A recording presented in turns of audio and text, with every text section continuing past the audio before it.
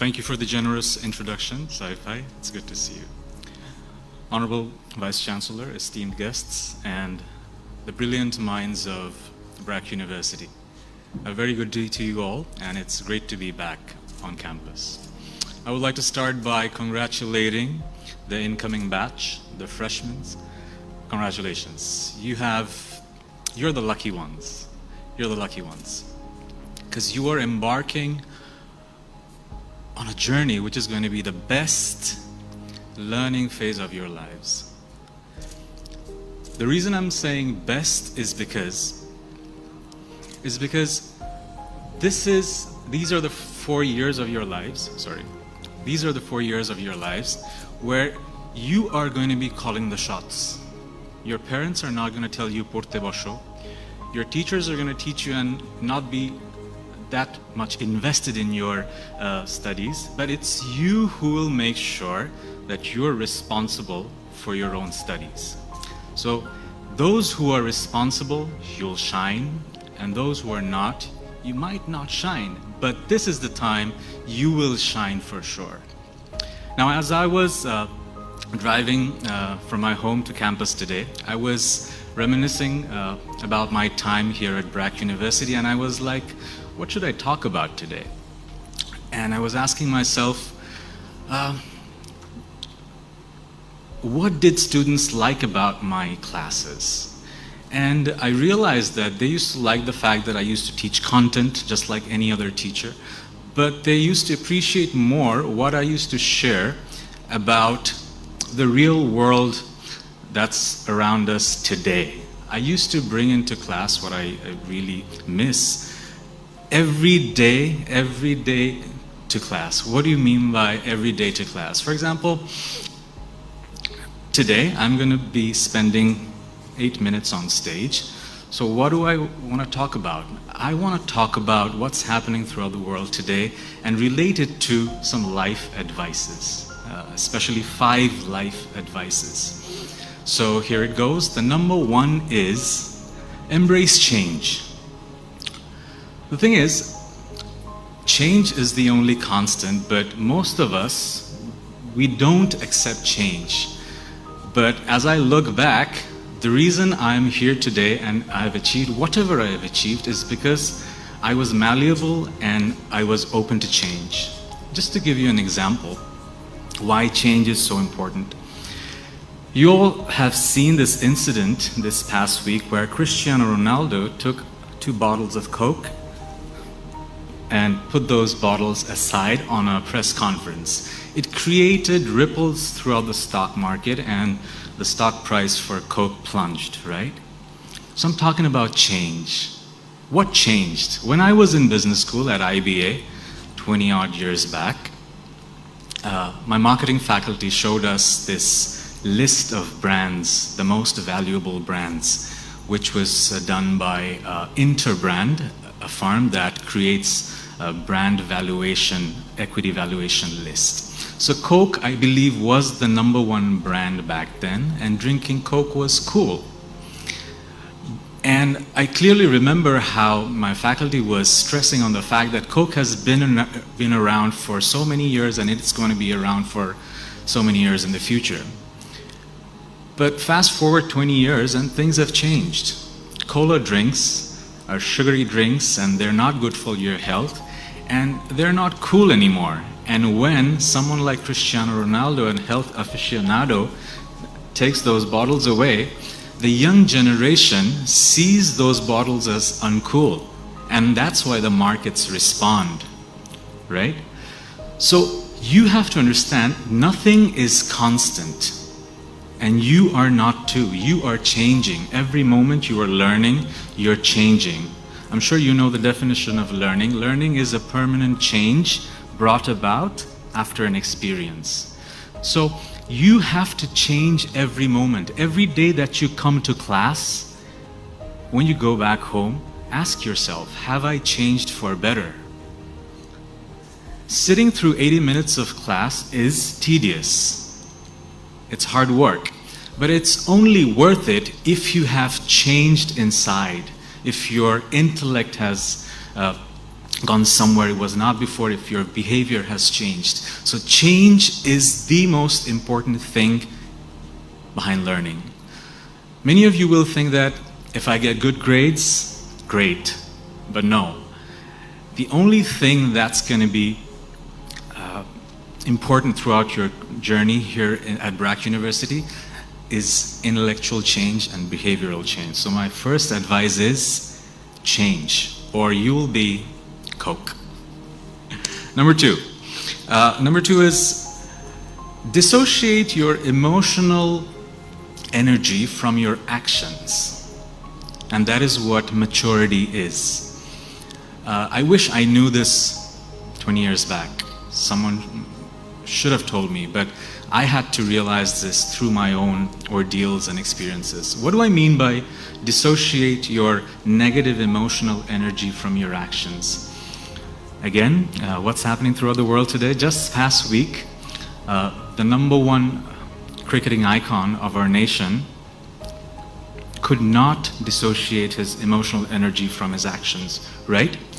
His fans, us, we tried to rationalize his actions, as fans do. Others did not take it very lightly. They said it was immature and unprofessional. But what can we learn from this incident? We are all flawed human beings. We are not robots. I am flawed, you are flawed, we are all flawed. And we harbor negative emotional energy. But what separates from a mature and immature individual is a mature individual can dissociate that emotional energy from action. Now, no one's mature in that sense, because from time to time we all have those outbursts, right?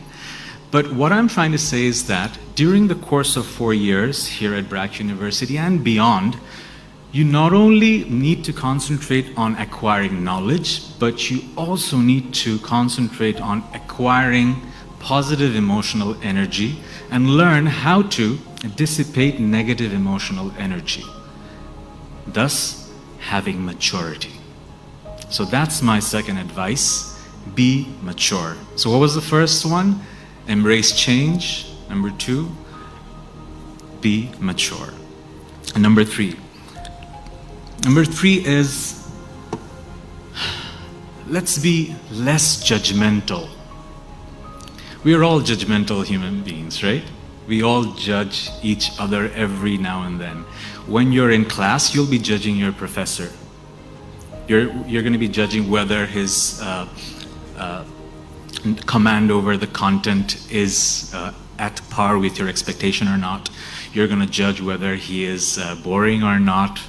You're going to be judging him every other day.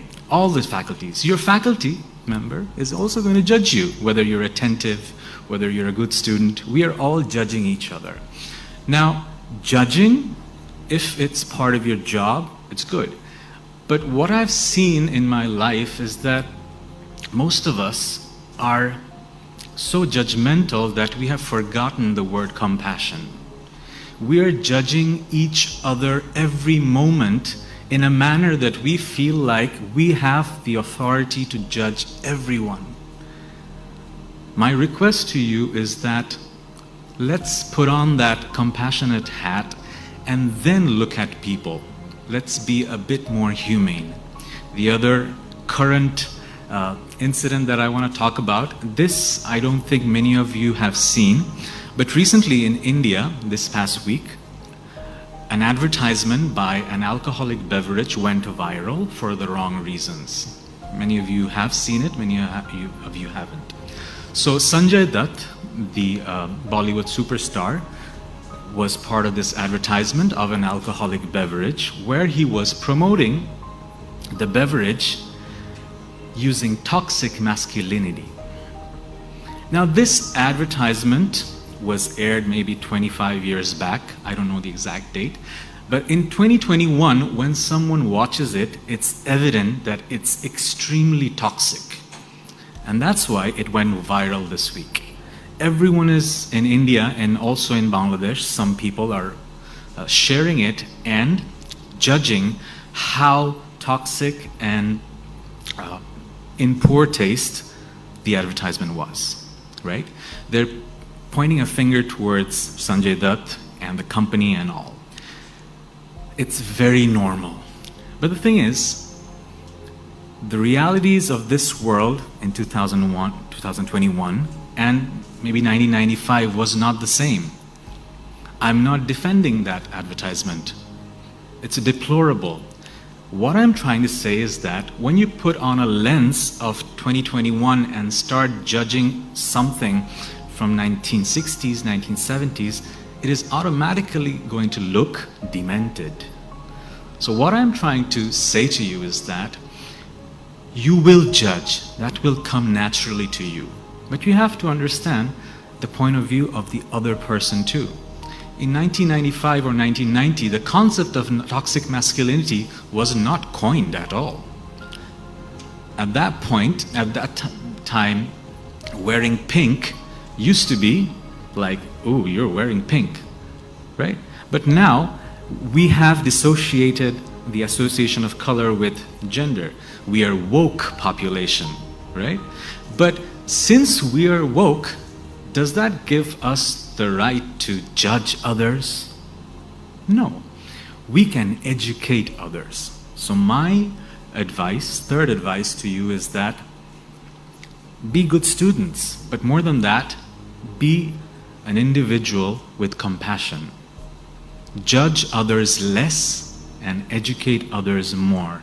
Someone is doing something wrong, most likely because he didn't have the education that you did. So number one, embrace change. Number two, dissociate negative emotions from actions. And number three, be a bit less judgmental. I have like 2 minutes, so I'm gonna end. Number four is practice introspection. Don't make life goals judging by what others think. Think about who you are and what you want to achieve in life, what makes you happy, and go for it. I had a story, but I'll skip that. And the last one is create value for yourself and others. I won't skip this one. So the thing is, in life, we are all in a rat race, right? You would agree. Most of us are in a rat race. And we are competing with each other. And if you read books, autobiographies of people who have achieved a lot, there's a common thread. The common thread is that fulfillment doesn't come from material wealth and accomplishments. Fulfillment comes from reaching out to people and empowering others' lives. So this sensibility came to most people at a later stage in life. Why not practice this thought from the very beginning? That way, you are actually living a life of fulfillment. So my last advice is create value for yourself, study, accomplish, but at the same time, create value for others. You decide how you want to do it. I decided that I'm going to create art and make the world a better place, and that's how I'm going to reach out to millions of people. That was my calling. You will decide how you want to reach out to the millions of people. So that being said, I'm honored to be part of BRAC University. I was part of this university for so long. I still consider myself a part of BRAC, and it was an honor to be here today with all of you. I pray and hope that the next 4 years for you will be a rewarding one, and hopefully the next time I'm at BRAC University, I'll get to visit the amazing campus that I'm looking forward to. Thank you everyone.